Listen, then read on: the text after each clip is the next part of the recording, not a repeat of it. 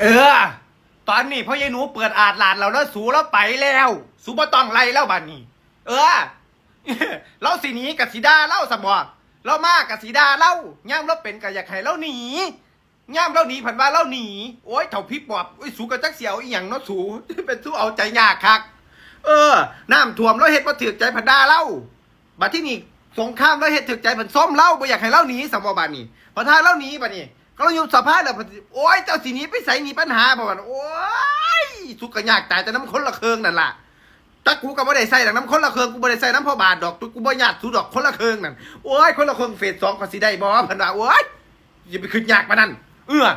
ได้ก็สิได้นั่นล่ะเขาสิมีผู้สารต่ออยู่ดอก5กว่าสูจะเป็นสู้เอาใจยากคักบ่มีไผดีทอแม่สู้ดอกกูเงิดหลายบาดที่นี่สงครามผู้ใดสิสร้างผู้ใดสิบันซาทหารเขามีสิทธิ์สร้างเขามีสิทธิ์อันตามอัธยาศัยของเขาตามที่เขาวางแผนไว้อยู่แล้วจ้าทหารเขาบ่ได้เสียแผ่นดินไทยอยู่แล้วจะจ้า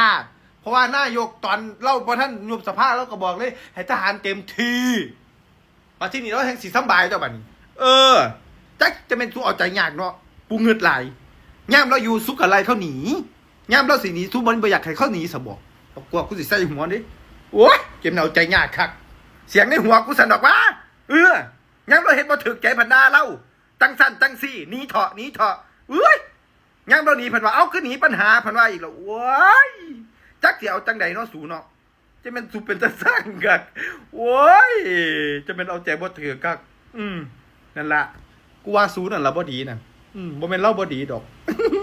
เห็นไม่ดีจะแม่สูนั่นล่ะกูว่านี่บักกอกเต็มหัวซะ